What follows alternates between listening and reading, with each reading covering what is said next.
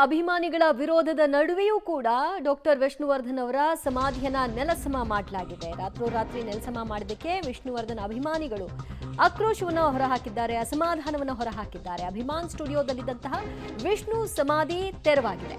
ಅಭಿಮಾನಿಗಳ ವಿರೋಧದ ನಡುವೆಯೂ ಕೂಡ ಸಮಾಧಿ ತೆರವಾಗಿದ್ದು ತೀವ್ರ ಬೇಸರವನ್ನ ವ್ಯಕ್ತಪಡಿಸಿದ್ದಾರೆ ಅಭಿಮಾನಿಗಳು. ಹೈಕೋರ್ಟ್ ಸೂಚನೆ ಇತ್ತು, ಸೂಚನೆ ಮೇರೆಗೆ ರಾತ್ರೋರಾತ್ರಿ ವಿಷ್ಣು ಸಮಾಧಿಯನ್ನ ತೆರವುಗೊಳಿಸಲಾಗಿದೆ.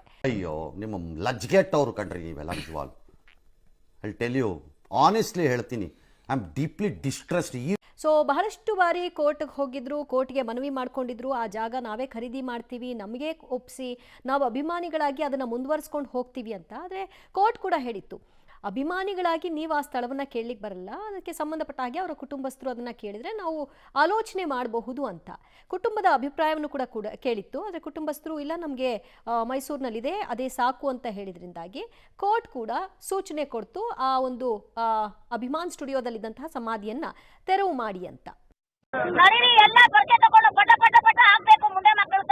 ಕೆಂಗೇರಿಲಿರುವಂತಹ ನನಗೆ ಅನ್ನ ಕೊಟ್ಟಂತಹ, ನನಗೆ ಸೂರು ಕೊಟ್ಟಂತಹ, ನಮಗೆ ಹೆಸರು ತಂದುಕೊಟ್ಟಂತ ನನ್ನ ಯಜಮಾನ ಏನಿದ್ರು ಅವರ ಹೆಸರನ್ನು ಹೇಳೋದಕ್ಕೂ ಇವತ್ತು ನಾವು ಗೌರವದಿಂದ ಮಾತಾಡಕ್ ಬರಲ್ಲ ಅಂತ ದೇವರ ಒಂದು ಗುಡಿಯನ್ನ ಇವತ್ತು ನೆಲಸಮ ಮಾಡಿದ್ದಾರೆ.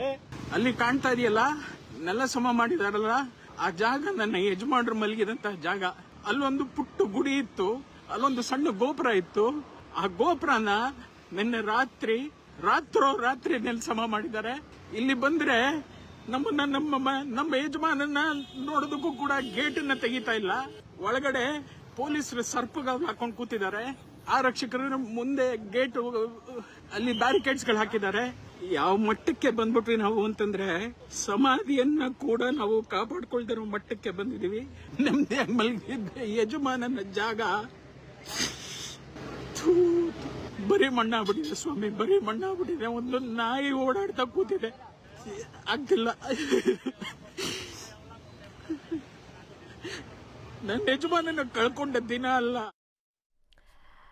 ಆ ಸಮಾಧಿಯನ್ನು ಸಂರಕ್ಷಿಸಿ ಅದಕ್ಕೊಂದು ಸ್ಮಾರಕ ಮಾಡಬೇಕು ಅನ್ನೋದು ಅಭಿಮಾನಿಗಳ ಕನಸಾಗಿತ್ತು. ಅದಕ್ಕೆ ನಿರಂತರ ಹೋರಾಟಗಳನ್ನು ಕೂಡ ಮಾಡಿದರು. ರವಿ ಶ್ರೀವತ್ಸ ಅವರು ಕೂಡ ಬೇಸರವನ್ನು ಹೊರಹಾಕಿ, ಆ ಭಾಗ ನೋಡಿ ಹೇಗಿದೆ, ನೆಲಸಮ ಮಾಡಿಬಿಟ್ಟಿದ್ದಾರೆ, ಈ ರೀತಿಯಾಗಿ ನಮ್ಮ ಅಣ್ಣವ್ರನ್ನ ನಾನು ನೋಡೋಕ್ಕಾಗ್ತಿಲ್ಲ, ನಮ್ಮ ಯಜಮಾನರನ್ನ ನೋಡೋಕ್ಕಾಗ್ತಿಲ್ಲ ಅಂತ ಕಣ್ಣೀರಿಟ್ಟಿದ್ದಾರೆ. ಮಹನೀಯರೇ ಮತ್ತು ಮಹಿಳೆಯರೇ, ಅಕ್ಕ ತಂಗಿರೇ, ಅಣ್ಣ ತಮ್ಮದಿರೇ, ಇಂಥವ್ರು ನಮ್ಮ ದುನಿಯಾದಲ್ಲಿ ಇರ್ತಾರೆ. ಇಂಥವ್ರು ಚಪ್ಲಿಯಾರ ಹಾಕೋದ್ರಲ್ಲಿ ತಪ್ಪೇನಿಲ್ಲ. ಮತ್ತೆ ಭೇಟಿಯಾಗೋಣ. ನಮಸ್ಕಾರ.